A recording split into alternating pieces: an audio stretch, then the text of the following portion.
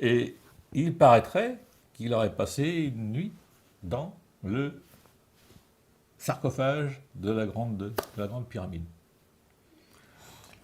Ah, dans le sarcophage. Ouais, ouais, ouais. Bon, j'étais pas là pour le voir, mais c'est... Enfin, moi, j'aurais été à cette place, je l'aurais fait. Donc, j'imagine. Oui, parce que cette expédition française d'Égypte, elle est autant scientifique que militaire. Quoi. Ah oui. Il emmène avec lui Ah oui, oui, des oui, scientifiques, on n'a etc. jamais vu une expédition scientifique comme ça avant Oui, lui. avant lui, voilà. Alors, il y avait une raison de faire ça quand même. On dit que c'est ce qui lance même l'égyptologie. Mais bien moderne. sûr. Et c'est lui qui a créé le Louvre en revenant. Oui. Avec tout ce qu'il avait pu ramener portant sur l'égyptologie. Le Louvre, c'est le centre. Enfin, les Anglais ont bien fait aussi, mais je veux dire que tout ça, c'est pas des hasards. Non, parce que c'est quand même assez incroyable. Et en plus, alors, pour revenir à du Guesclin, là, parce que on parlait tout à l'heure de Roselyne, donc qui serait Oui. Le méridien de le Paris. méridien de Paris. Et or, il y a cette fameuse chapelle de Roselyne aussi qu'on trouve en Écosse, qui est montrée comme étant héritière des Templiers. Enfin, les Templiers, ce serait enfui en Oui, qui a Écosse. été construit par la famille Sinclair. La fameuse famille Sinclair, qui est en Ouais. plus famille, alors, dite héritière des Templiers, mais on le sait aujourd'hui, les Sinclair ont été pendant très longtemps pareil, les grands maîtres de la loge d'Écosse en Oui. franc-maçonnerie. Oui. Et je vais peut-être vous étonner, mais si on regarde, voilà, liste des grands maîtres qu'on appelait notonniers de Sion, à partir de la séparation de Gisors. Il y en a Jean de Gisors, et ensuite Marie de Sinclair. Voilà. Jean de Sinclair, effectivement. Ils apparaissent dès le début. dès le début. Donc, oui, pour moi, cette fameuse chapelle écossaise, c'est à l'évidence un lieu qui a été voulu par les Templiers et probablement par l'ordre de Sion, oui, c'est sûr. Alors, pourquoi faire pour y cacher quoi s'il y a lieu... Bon, alors après, il y a Dan Brown qui dit... Ah oui, il y a de la spéculation. Ouais, Il voilà. y a le livre, la Mais- clé d'Iran, qui en parle aussi, qui dit que Oui. bon, il a essayé de faire des recherches et le jour où ils sont arrivés pour faire les travaux, tout le monde avait accepté. Il y a eu un ordre du ministère qui est tombé. Non, Ah vous oui, ne pouvez oui, pas oui. faire de travaux Bah là-dedans. oui, bah oui, Enfin, non, il bah, voulait un peu sonder ouais, le oui, sol oui. parce que semble-t-il qu'il y a une Ouais, ouais. Non, mais il y a des tas de quelque choses chose comme sous ça le qui sol. sont qui sont très curieuses. Alors, est-ce qu'on est vraiment des paranos, des conspirationnistes? Est-ce qu'on voit des complots partout? Je crois pas. Je crois qu'il y a des complots. Et simplement, si on en parle, on est mal, on est malvenu. Ça n'empêche pas de chercher. Ouais. Hein. Bah voilà, Arcadie, alors tout de suite, évidemment, on nous a parlé du fameux tableau de Toussaint, les bergers Oui. d'Arcadie. Ah bah ça- Bah oui. Alors tout de suite, on me dit, est-ce qu'il y a un rapport, évidemment bah, Mais bien sûr, il y a un rapport. Bien sûr, bien sûr. Tout ça, c'est une question d'interprétation. On nous a présenté Jeanne comme une bergère. Bon, évidemment, c'est pas une bergère. Hein. C'est, selon moi, clairement, une princesse, je dirais adultérine, puisque c'est la fille de la reine et du frère du roi. du frère du roi. Voilà, ok. Et pourquoi on l'appelait Pucelle d'Orléans? Parce que c'était la fille d'Orléans, du duc d'Orléans, tout simplement. C'était son nom. Il ne faut pas aller chercher plus loin. On l'appelait déjà comme ça avant qu'elle vienne délivrer la ville. Et à ce compte-là, d'ailleurs, il y a un élément qui a été retrouvé plus tard, qui serait quand elle descend de Don Rémy, elle va aux couleurs et elle vient à Chinon. Le dauphin, qui n'est pas encore roi, c'est pas trop. Qui c'est cette fille? il n'était pas encore trop au courant, lui. Il y en avait qui savaient, notamment Yolande d'Aragon. Yolande et son d'Aragon, fils. voilà. Bien, alors ils étaient bien tout à fait au point, et c'est même eux qui ont dû susciter la chose. Parce qu'il Par faut contre- bien expliquer le rapport aussi à Don Rémy quand elle va là-bas. Mm. Le Seigneur, lui, il a un rapport avec justement Yolande d'Aragon. Oui, ah bah, à vos couleurs. Voilà. Oui, oui, oui, oui, c'est son, comment on appelle ça, c'est son obligé, quoi. Oui. C'est, oui, oui, oui, oui. Voilà. Oui, oui, vous parlez de Baudricourt. Baudricourt. Voilà, oui. Et effectivement, c'est un homme de... Il y a un peu du sérail, on va dire, de Oui, cette oui, oui, famille-là. oui, oui. Enfin, il est lié à ça. Tout à fait. Et c'est le même qui va d'ailleurs accorder au soi-disant père entre guillemets, de Jeanne d'Arc, Jacques d'Arc, à partir de 1420, le bail de location d'une forteresse qui existait à l'époque à Domrémy. Et ça veut dire qu'à partir de 1420, on ne verra plus la gamine dans les rues. Elle va apprendre tout ce qu'elle a à apprendre à l'intérieur des murs d'une grande forteresse. Pas mal pour C'est- une bergère. C'est bien pour une bergère, oui, oui.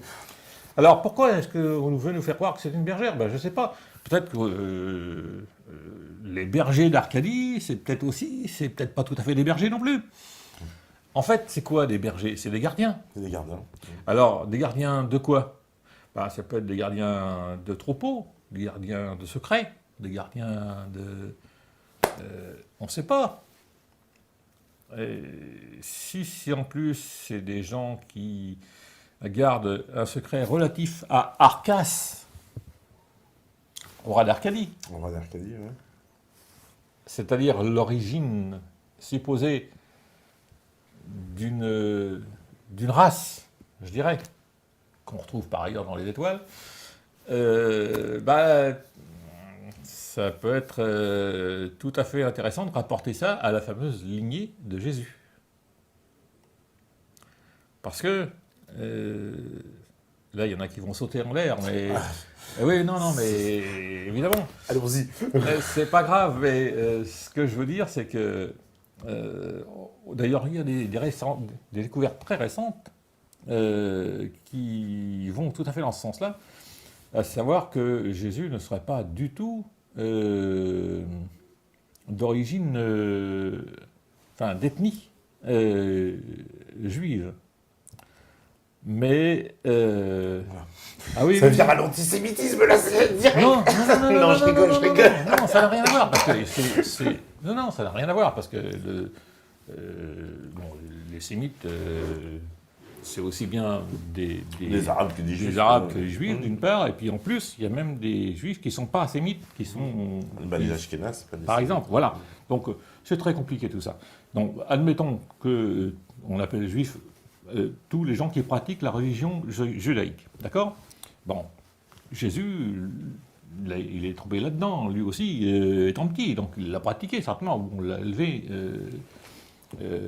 Mais il faut quand même bien noter qu'il est né en Galilée, Ouais. et pas en Judée.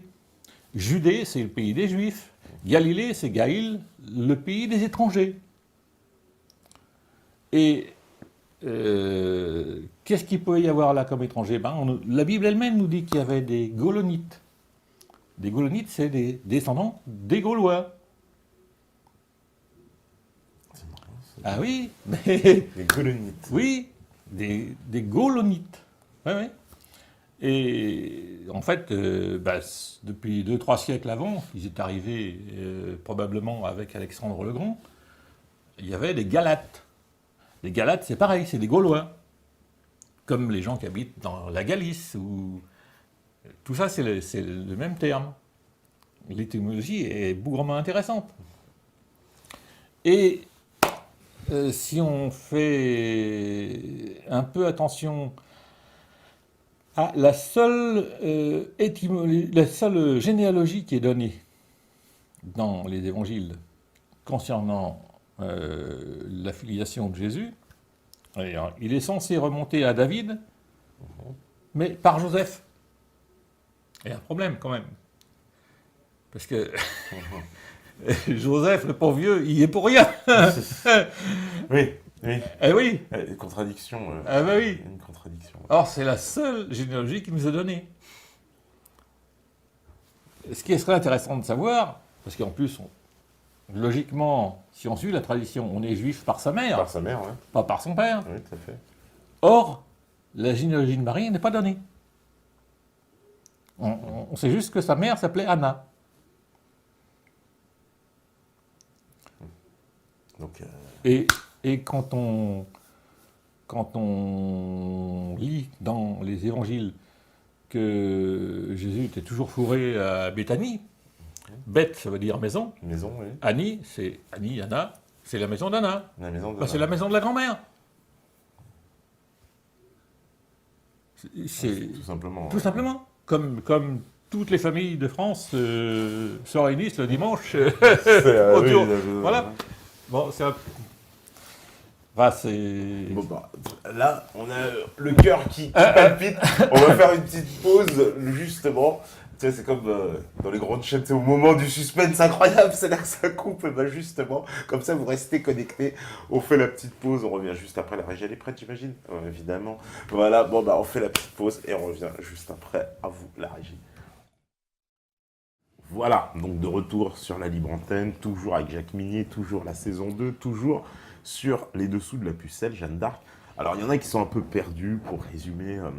Oui, c'est vrai qu'on a fait des allers-retours, on est parti. On a fait On pas a mal de voyagé, petites tâches. voilà, et dans le temps et dans l'espace. Donc, c'est pas forcément, c'est vrai. Vous allez voir qu'à la fin, toutes ces petites tâches finissent par se rassembler et former un ensemble, un tableau cohérent. Et c'est ça qui est le plus extraordinaire. Moi-même, quand j'ai écrit ce bouquin, j'ai été surpris. Parce qu'il y a des choses... on parlait là, pendant l'entracte, enfin, pendant la pause, je dirais, on parlait des Saintes Maries de la Mer. Sainte-Marie de la Mer. Ouais. Bon, c'est vrai que c'est une belle légende. La Sainte Famille serait venue là, apportée par un bateau sans râle ni voile, et aurait débarqué en Languedoc, à cet endroit qui ne s'appelait pas encore comme ça, bien sûr, parce qu'à l'époque, c'était encore qu'un oppidum, c'est-à-dire une espèce de petite forteresse en terrassement, où existait toutefois un temple dédié à Ra, qui est quand même le dieu solaire égyptien.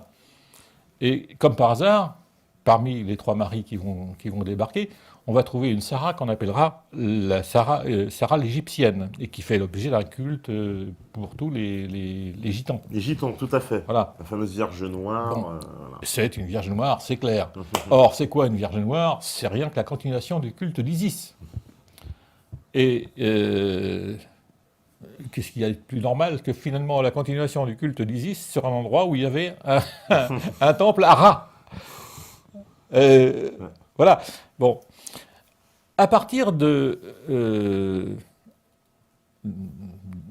croisades, on va voir émerger, partout en France, on va trouver des statuettes dans la rivière, dans un champ, etc. Et toutes ces statuettes sont ce qu'on appelle des vierges noires. Pourquoi? Parce qu'elles sont généralement en bois, et que le bois qui a séjourné un certain temps dans l'eau ou dans la terre a noirci. Mais au sens symbolique, ces vierges noires sont ni plus ni moins qu'une résurgence de la très ancienne déesse, je dirais l'entité féminine, c'est-à-dire plus ou moins le culte à la terre-mère. Et c'est assez étrange qu'on voit, entre le XIIe et le XIVe siècle, on voit surgir partout comme ça des vierges noires qui vont faire l'objet de cultes dans des églises, des chapelles, etc., qui sont toutes templières et qui seront toutes dédiées à Notre-Dame de quelque chose. De quel endroit, de telle chose, Notre-Dame de machin, Voilà. Il y en a des milliers en France, des Notre-Dame 2. Oui, oui, oui. Tout à Et fait. toutes sont de cette époque-là. Et toutes ont cette même légende à la source. C'est pas moi qui l'invente. Il suffit de lire l'histoire. On ne De voit ce Paris, Vierge dans noire la apparaître liste. que dans la période templière et avec, je dirais, un petit coup de pouce même de Saint Bernard, qui est celui qui a quand même mis l'ordre du Temple sur les rails et qui, dans son, je n'ai pas le terme précis, mais son discours, je dirais, d'inauguration, dit textuellement « Bien à œuvrer, Dame Dieu ». Il ne parle pas de Jésus, il ne parle pas de Dieu le Père, il dit « Dame Dieu ». Ça veut dire que, depuis leur origine, les Templiers sont sous l'égide de Notre-Dame. Mais Notre-Dame de quoi? Alors l'Église dit, ah ben Notre-Dame, c'est Marie la Grande. C'est Marie, oui. Ah oui? Oui, peut-être. Mais on ne nous a pas communiqué les mensurations de ces dames, n'est-ce pas? Donc alors, est-ce que c'est Marie la Grande, Marie la Mère, ou est-ce que cette Marie la Grande est Marie-Madeleine, par exemple? Or, Marie-Madeleine, on la retrouve à beaucoup d'endroits aussi. Quand c'est pas Notre-Dame 2, c'est Marie-Madeleine. Et je vais sans doute choquer un certain nombre de gens, ceux qui ont lu Dan Brown sont déjà au courant. Marie-Madeleine, à mon avis, était bel et bien la compagne de Jésus. Et c'est cette Marie-Madeleine, entre autres, qui est arrivée au Sainte-Marie de la Mer. Sainte Marie de la Mer, et qui Voilà. débarque avec, semble-t-il, un enfant. Enfin, Et qui débarque avec au moins un enfant, au moins peut-être. un enfant. Peut-être, certains Et disent. peut-être enceinte, on dit aussi. Certains disent un deuxième, mais enfin bon. Mm. En tout cas, cette histoire de Sainte-Marie de la Mer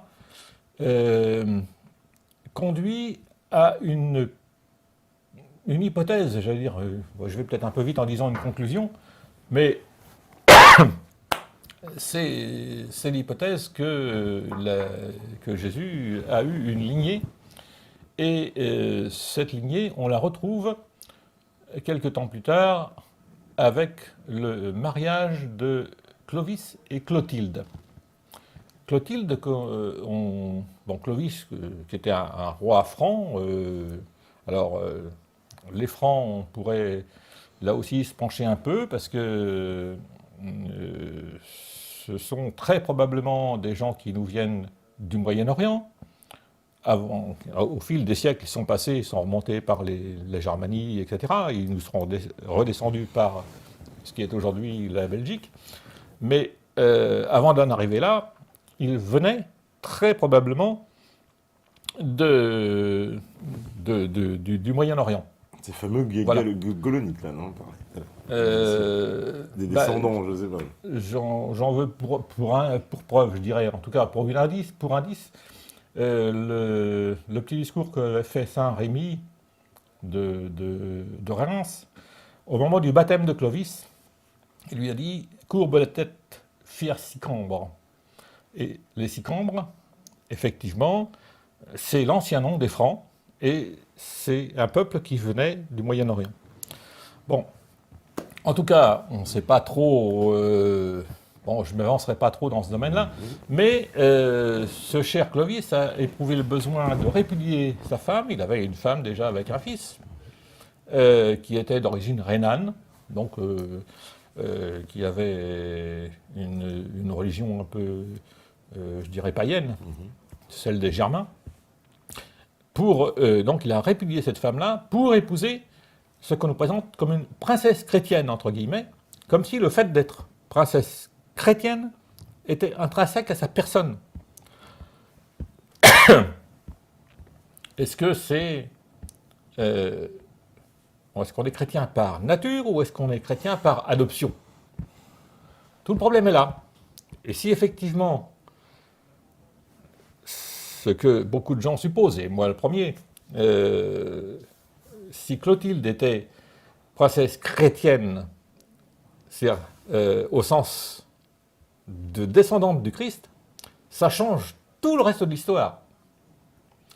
Parce que, tenez-vous bien, ce qu'il y a d'amusant, à propos de Jeanne d'Arc, à peu près 800 ans plus tard, c'est que si on tient compte du fait que Jeanne n'est pas du tout la fille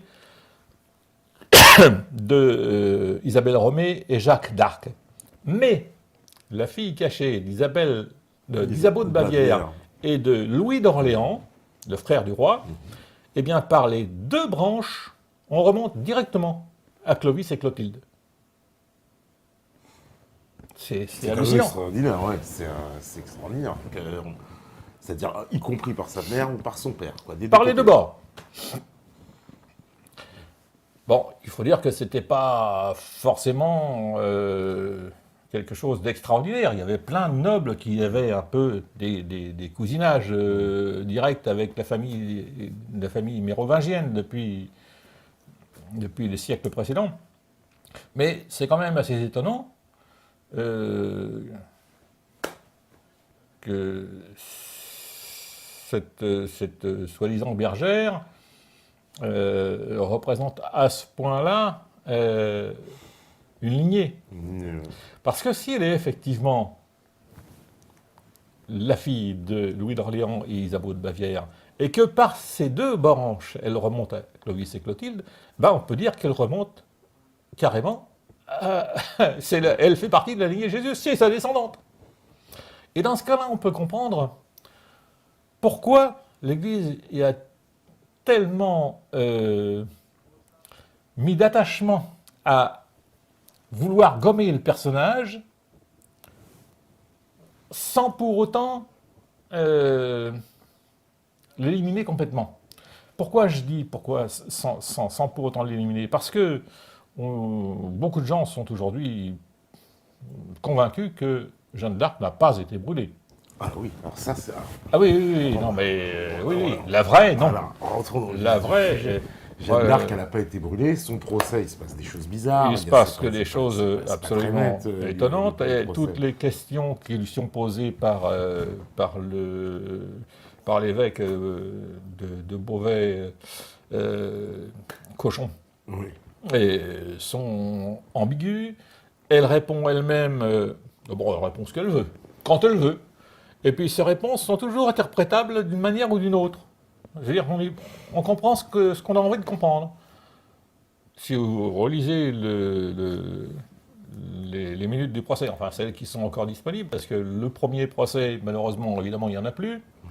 Alors on a donc, pour juger de la chose, que les retraductions en français des copies latines du procès fait en France, fait en français à Rouen. Mais ces minutes-là ont disparu. Donc on n'a que les copies en latin qui ont été retraduites en français. Par qui?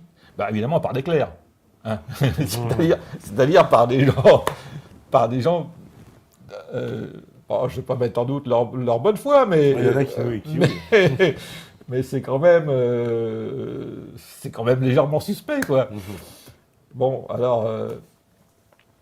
bon, moi, selon moi, et en tout cas selon un certain nombre de gens, Jeanne n'a pas été brûlée à Rouen.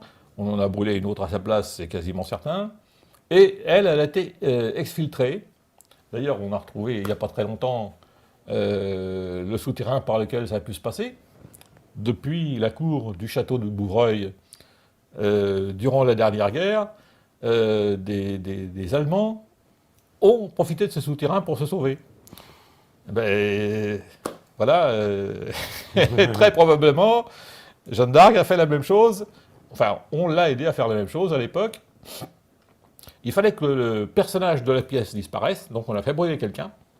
Mais il fallait, si elle est bien qui je crois qu'elle est, il ne fallait pas toucher un cheveu de la personne elle-même, parce que cette personne-là, elle est sacrée. C'est la descendante du Christ. Le Christ, oui. Et elle fait partie de ce qu'on appelle le sang réal, le Saint Graal. Le sang royal, c'est ça qu'on doit comprendre. Sang royal, sang réal. C'est le vieux mot, qui existe toujours en espagnol, par exemple. Sang réal, c'est le Saint Graal. Et donc, on ne touche pas à ça. Même les Anglais n'y touchent pas. C'est impensable. Donc, on l'a écarté de la scène, mais en lui disant, voilà, reste tranquille dans ton coin, le reste c'est de la politique, c'est plus ton problème. Voilà. D'où les aussi, alors, je viens de dire, parce qu'après sa mort, on a les témoignages, elle revient à Orléans. Elle revient. Et les gens à Orléans, la fête, etc. Absolument. Donc après, c'est quoi? Elle a disparu pendant 4 ans, en fait. Elle était censée être morte, effectivement, on n'a pas entendu parler d'elle pendant 4 ans. Pourquoi? Parce qu'elle a été emmenée par un gars qui s'appelait... vous trouverez le nom là-dedans, hein, dans le bouquin. Je l'ai encore... Il faudrait que je prenne des petites pilules, je ne sais pas. Je perds un peu la mémoire. Qui était... C'est Jean de Menton, qui était le chambellan du duc de Savoie. Et ce Jean de Menton a donc escorté Jeanne depuis Rouen, où il a été exfiltré par le fameux souterrain, depuis Rouen jusqu'en Savoie, qui à l'époque n'était pas la France. Oui, d'accord. Bien précisé. Et ça dépendait du duc de Savoie. Le duc de Savoie, qui c'était, je crois, Amédée VIII, était donc souverain chez lui, et il disposait d'un château à côté d'Annecy qui s'appelle Montretier. Le château de Montretier, on peut toujours le visiter aujourd'hui, et on vous fera les honneurs de la chambre de la Pucelle. Alors, on parlait des dessous de la Pucelle, bon, c'est vide, il n'y a pas ses vêtements, hein, mais... Non, mais c'est étonnant quand même, dans cette chambre. Et voilà. puis, il y avait cette femme qui a vécu, en plus, voilà, la propriétaire des lieux, à la même époque où Jeanne d'Arc était prétendue morte, mais en tout cas, pas très loin de sa prétendue mort, de la date de sa prétendue mort. Voilà. Et donc, ce château appartenait à Amédée VIII de Savoie et était géré par Jean de Menton, celui qui l'a raccompagné jusque-là, et qui a été son hôte pendant à peu près 4 ans. Et au bout de 4 ans, il y a un certain nombre de soldats qui se pointent. Moi, je pense qu'a priori, c'était un groupe de Templiers, parce qu'ils étaient commandés par un nommé Blanchefort. Et sur ordre de Xaintrailles. Xaintrailles, c'est un des héros du siège d'Orléans. Blanchefort aussi, mais enfin, il y en a plein d'autres. Il y a même un Kennedy. C'est incroyable. Il y avait aussi un De Gaulle, d'ailleurs. Mais on est en plein... C'est hallucinant. Oui, Kennedy et De Gaulle. C'est très important. On verra après. Et donc, ce monsieur Blanchefort se pointe, ce chevalier de Blanchefort se pointe avec une petite troupe au château de Montretier, en Savoie, et il demande la prisonnière, qui était plus une hôte qu'une prisonnière, et il l'emmène, et il l'escorte jusqu'au Luxembourg, enfin jusqu'à Arlon. Normalement, elle est en dehors de la juridiction française, elle a pas... Je veux dire, on a toujours plus entendu parler d'elle depuis qu'elle est censée être morte sur le bûcher. Et puis, bon, là, elle vit... C'est une jeune femme qui a probablement dans les 25-27 ans. Il s'est passé que 4 ans, mais selon notre calcul, elle avait bien plus que 17 ans quand elle est livrée à Orléans. Elle en avait déjà au moins 21 à 22, puisqu'elle est née 5 ans avant sa soi-disant date officielle de 1412. Elle serait née en 1407, et c'est ce qui lui permet effectivement d'avoir eu le temps d'apprendre plein de choses, y compris le maniement des armes et tout ça. Bref, après être soi-disant morte, elle reste encore 4 ans là, prisonnière, et donc elle est aux environs de 26-27 ans. elle arrive à Arlon, et là, elle se marie. Elle se marie avec un mec qu'elle avait déjà connu, qu'elle avait déjà rencontré au mariage de Baudricourt, au moins 6 ans avant. Parce que c'était avant qu'elle ne parte de Domrémy pour aller délivrer. Donc c'était... ouais. Et elle avait repéré ce gars-là, c'était le chevalier des Armoises. Oui. Voilà, Robert des Armoises, et elle se marie avec lui, dans les actes, dans certains actes qui sont passés après, on verra le nom de Claude des Armoises, Pucelle de France. Alors, pourquoi Claude? Ben, alors là, il y a deux choses. D'une part, parce que quand elle est née, on ne savait pas trop de quel genre était le bébé. C'est un truc assez beaucoup plus répandu qu'on ne croit. C'est pas une malformation, mais c'est une formation pas complète sexuellement, qui fait que ça s'appelle l'intersexualité. C'est très, très courant, beaucoup plus qu'on imagine, et ça a toujours existé. Le problème, c'est que, évidemment, quand il s'agit d'un enfant dit bâtard, si c'est un prince qui est normalement formé, on l'élève comme un prince, comme les autres, et puis on lui donne des titres, des domaines, etc. Mais si c'est un enfant qui n'est pas très bien formé, comme c'est le résultat d'un adultère, on peut dire, oh là là, c'est le diable qui les a punis, etc. Donc on l'a planqué, le bébé, en l'occurrence Jeanne, chez des gens de confiance, à Domrémy, Jean d'Arc et sa femme Isabelle Romée. Elle ne s'appelait pas Romée d'ailleurs, elle s'appelait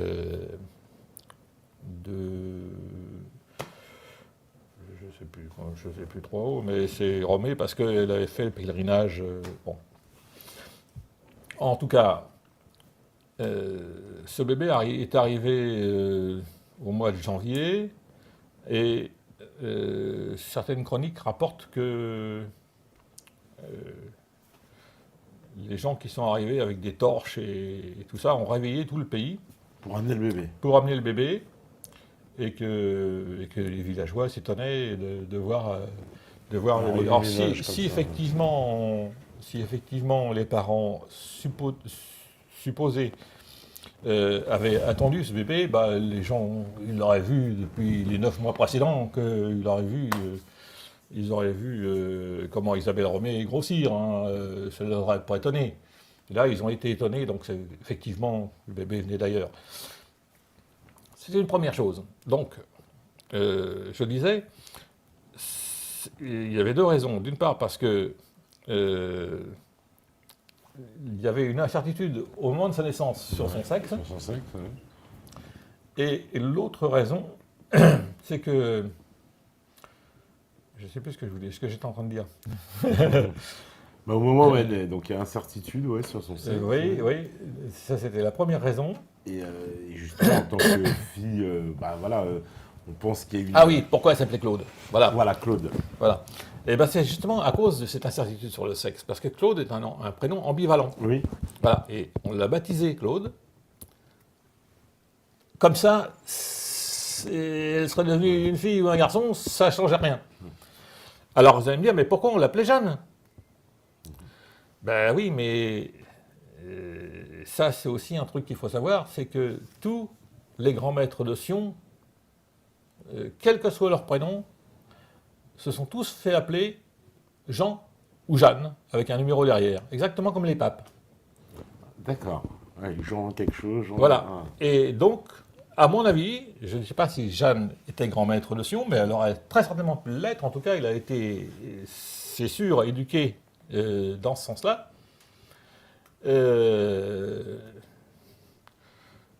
À mon sens, elle avait le rôle de grand maître. Et c'est pour ça que les armées lui obéissaient. Parce que les armées étaient composées pour beaucoup de Templiers, et qui savaient parfaitement qui elle était. Mais alors, en plus, elle prend le nom d'Arc, quoi, pour faire hommage à... Non, elle n'a rien pris du tout. C'est Ah, c'est un ça, nom c'est après qu'on a... c'est un nom qu'on lui a attribué 25 ans après. 25 ans d'Arc. après, d'accord. Elle était Pucelle de France. Pucelle de France. Voilà. Et on l'appelait la Pucelle d'Orléans, la fille du duc d'Orléans. C'était son nom. Bah oui, parce que c'était son père. Donc, alors, la Jeanne, elle est... Parce que ça, bon, je pense que quand même, il commence à comprendre que elle est élevée un peu en secret, parce qu'il y a un tabou quand même, le fait que ce soit l'enfant né de la fille de la reine, et entre guillemets, et du frère du roi. Oui, mais enfin, le roi lui-même était fou. Le roi, alors c'est le fameux Hein roi fou, oui. Le roi Charles, on l'appelle Charles le Fol d'ailleurs, Oui.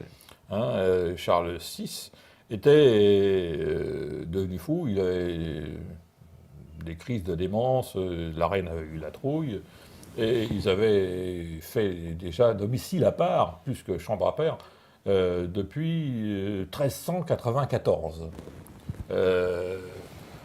En...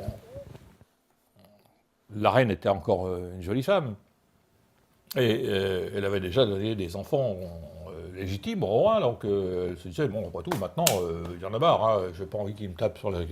Voilà. S'il devient fou, bah, qu'il reste... moi, je ne veux plus avoir affaire à lui. Mais comme elle était encore bien et puis qu'elle avait encore des envies, bah, il y avait des seigneurs qui étaient pas mal. Et notamment, il y avait Louis, le frère du roi, qui lui était parfaitement sain d'esprit, hein, et puis le reste aussi. Donc, bah, elle a pris des amants, et notamment elle a pris celui-là, sans doute. Je ne sais pas si c'était le seul, on ignore. Il y a des tas de libelles qui couraient dans Paris à ce moment-là.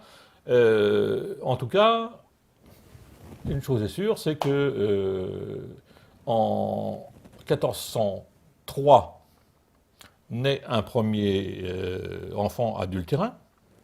Ce sera le dauphin Charles. Le Charles VII, le futur Voilà, Charles VII. le futur Charles VII. Et en 1407, en est un deuxième. Et il est très probable que ce deuxième ait été Jeanne, ou en l'occurrence Claude, qui deviendra 20 ans plus tard Claude des Armoises. Parce que pour se marier, on n'utilise pas son nom de guerre, on utilise son prénom de baptême. Donc c'est bel et bien la même personne. Et aussi, Isabelle de Bavière, elle fait aussi, à la mort de son mari, il y a le fameux traité de Troyes aussi. Alors, oui, étant donné que le roi est fou, la France est gérée par un conseil auquel participe à la fois Louis d'Orléans et le duc de Bourgogne. Il y a donc une rivalité entre les deux. Et le duc de Bourgogne fait assassiner Louis d'Orléans 15 jours après la naissance du supposé bébé Jeanne. Et bon, à partir de là, bah, on est censé avaler toute l'histoire comme on nous la raconte, c'est-à-dire que bah, les Bourguignons se mettent avec les Anglais pour battre et puis récupérer la couronne de France à leur profit. Enfin, c'est un peu confus. En fait, chacun tire un petit peu la couverture à soi.